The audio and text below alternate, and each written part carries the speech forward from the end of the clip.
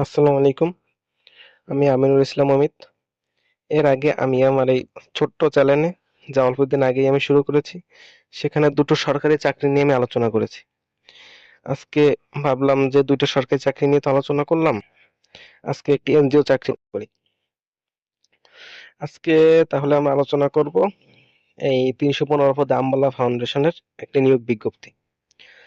আশা করি আপনারা, আমি নতুন ভিডিও তৈরি করি তার তার মধ্যে আপনারা কিছু হলেও উপকার পাবেন। ভিডিওটি যারা দেখছেন শুরু থেকে শেষ পর্যন্ত দেখবেন, অবশ্যই সামান্য একটু হলেও উপকৃত হবেন। চলেন শুরু করা যাক। এই নিয়োগ বিজ্ঞপ্তি আপনাদের প্রকাশিত হয়েছে, আমি তারিখটা দেখাচ্ছি আপনাদের। প্রকাশিত হয়েছে আপনার 12ই জুন, 12ই জুন 2026, এবং এটি চলবে 19শে জুন 2026 পর্যন্ত। এটি দৈনিক প্রথম আলোতে প্রকাশিত হয়েছে। এটি মোট পদসংখ্যা রয়েছে আপনাদের, দেখাই, 315। 315 পদে এরা লোক নিবে। তার ভিতরে 4টা ক্যাটাগরি আছে, তাও নিচে আমি আলোচনা করছি। চলেন প্রধান নিয়োগে চলে যাওয়া যাক।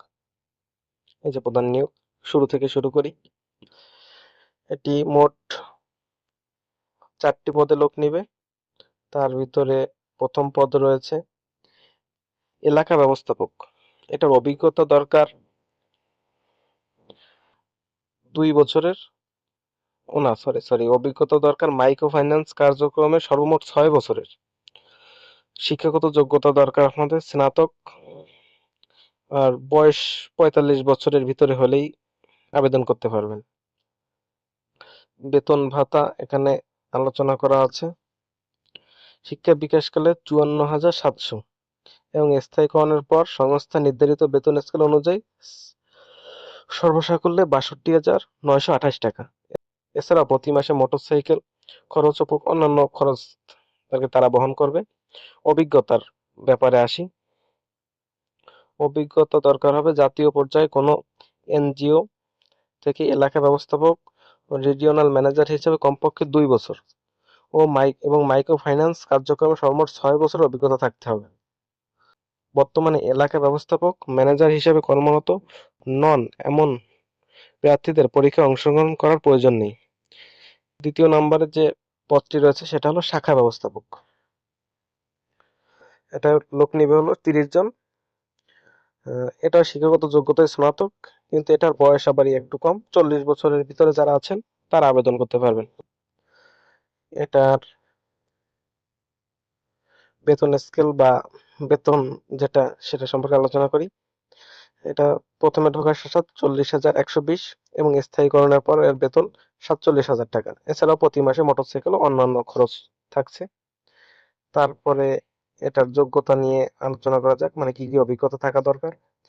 জাতীয় পর্যায়ে কোন এনজিও, এমএফআই সংস্থা শাখা ব্যবস্থাপক হিসাবে কমপক্ষে 2 বছর এবং মাইক্রো ফাইন্যান্স কার্যক্রমে সর্বমোট 6 বছরের অভিজ্ঞতা থাকতে হবে। বর্তমানে শাখা ব্যবস্থাপক হিসাবে কর্মরত নন এমন প্রার্থীদের পরীক্ষায় অংশগ্রহণ করার প্রয়োজন নেই। তারপরে রয়েছে শাখা হিসাব রক্ষক। এটাও আপনাদের লোক নিবে 30 জন। এটা শিক্ষাগত যোগ্যতা বাণিজ্যে স্নাতক, মানে অন্য দুইটাই আমরা দেখছি শুধু স্নাতক, কিন্তু এইটাই বাণিজ্যিক বিভাগে স্নাতক লাগবে। এটা প্রশিক্ষণকালে 1 মাস এবং মাসে 5,000 টাকা ভাতা প্রদান করা হবে। শিক্ষানবিশ 22,000 এবং স্থায়ীকরণের পর সংস্থার নির্ধারিত বেতন স্কেল অনুযায়ী বেতন ভাতা 26,000 টাকা। এছাড়া অফিসিয়াল যাতায়াতের জন্য প্রকৃত খরচ প্রদান করা হবে। এটাই আপনাদের কোনো অভিজ্ঞতার প্রয়োজন নেই।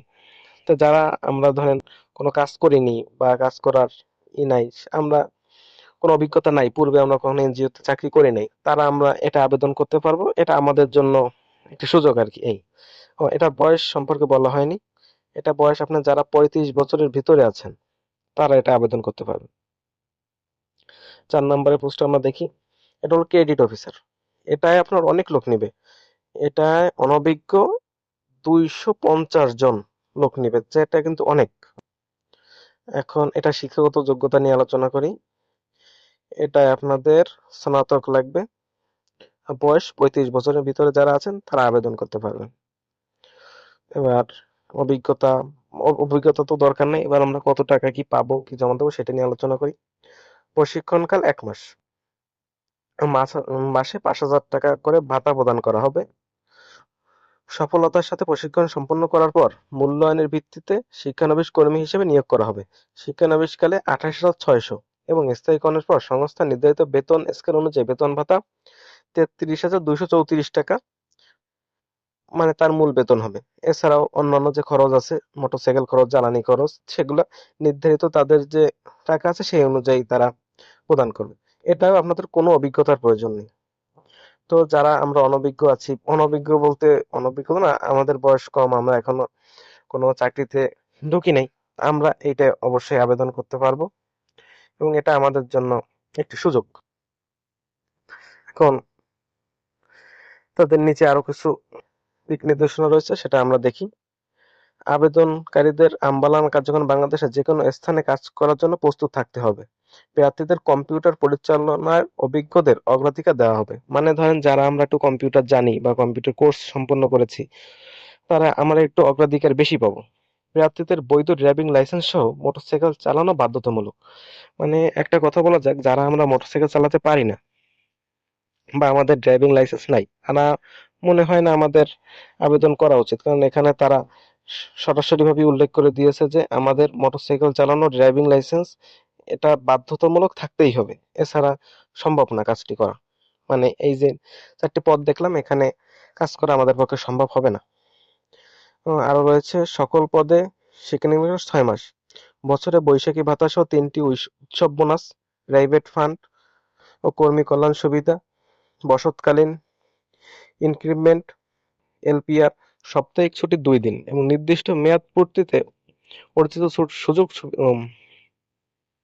এবং নির্দিষ্ট পদ্ধতিতে অর্জিত ছুটির সুবিধা প্রদান করা হবে। মানে এখানে বলা হয়েছে যে 2, 3, 4 পদে পুরুষ কর্মী যারা নিয়োগপ্রাপ্ত হবেন তারা বিনা খরচে একক আবাসন সুবিধা পাবেন। মানে তারা একজন থাকার মতন একটি ঘর আম্বালা ফাউন্ডেশন থেকে তাদের প্রদান করা হবে কোনো খরচ ছাড়া। তারা সেখানে বসবাস মানে থাকতে পারবে। এবং নারী কর্মীদের ক্ষেত্রে তারা এই সুযোগটা দিচ্ছে না। তাদের 1,000 টাকা করে আবাসন ভাতা, মানে বসবাস করার যে ভাতা, তারা যাতে ঘর ভাড়া করে থাকতে পারে এমন 1,000 টাকা প্রদান করা হবে। ও এলাকা ব্যবস্থাপক যে পদটা রয়েছে সেখানে আপনার 1,500 টাকা বেতনের সাথে আবাসন ভাতা যুক্ত হবে। এখন আরো কিছু রয়েছে। এখন যারা আমরা আবেদন করব তারা কি কি ডকুমেন্ট নিয়ে অফিসে হাজির হব। আরেকটা কথা বলে গেছি, এই আবেদন করতে আপনাদের সরাসরি এখানে যে আম্বালা ফাউন্ডেশনের আছে, তো আমরা নিচে আসছি, সেখানে সরাসরি এদের ঠিকানায় আমাদের যোগাযোগ করতে হবে। ওই দিনই পরীক্ষা হবে এবং আমাদের যারা আমরা যোগ্য প্রমাণিত হব তাদের নেওয়া চাকরি আর কি প্রদান করা হবে। এই যে লেখাটা দেখাচ্ছি আপনাদের, এই কি কি আমরা নিব আর কি কাগজপত্রের সঙ্গে। ভোটাধিকার প্রার্থীগণদের নির্বাহী পরিচালক বরাবর আবেদনপত্র, মানে আমরা একটা আবেদনপত্র লিখে নিয়ে যাব, সাথে জীবন বৃত্তান্ত নিব, সংশ্লিষ্ট শিক্ষাগত যোগ্যতা, মানে যে যে শিক্ষাগত যোগ্যতা আমাদের আছে, আর স্নাতক ছাড়া তো আমরা আবেদন করতে পারছি না, তাই আমরা এসএসসি এইচএসসি স্নাতক সকল সার্টিফিকেট বা মার্কশিট সঙ্গে করে নিয়ে যাব।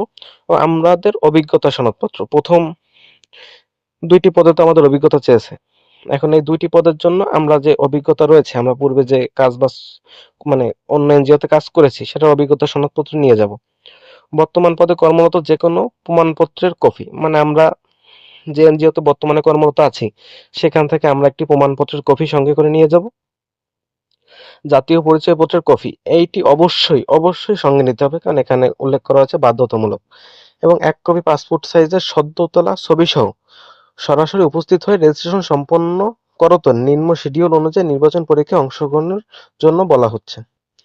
তাহলে আমরা বুঝতে পারলাম আমাদের কি কি কাগজপত্র সঙ্গে নিতে হবে। এখন দেখি যে আমাদের কোথায় উপস্থিত হতে হবে আসলে এই কাগজপাতি নিয়ে। সেটি হলো পথ 1, 2, 3, 4। উপস্থিত তারিখ জুন মাসের 19 তারিখ 2026। উপস্থিতির সময় সকাল 8টা থেকে 10টার মধ্যে।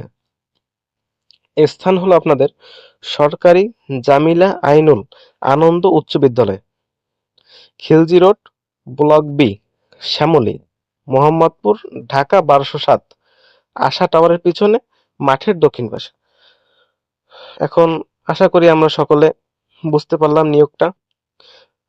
আশা করি আপনাদের কিছু হলেও উপকার করতে পারছি, মানে কিছু হলেও তথ্য আপনাদের দিয়ে সাহায্য করতে পারছি। এই আমার পক্ষে যেটুকু সম্ভব ছিল চেষ্টা করেছি। আশা করি আপনি উপকৃত হবেন। সকলে ভালো থাকবেন। আসসালামু আলাইকুম।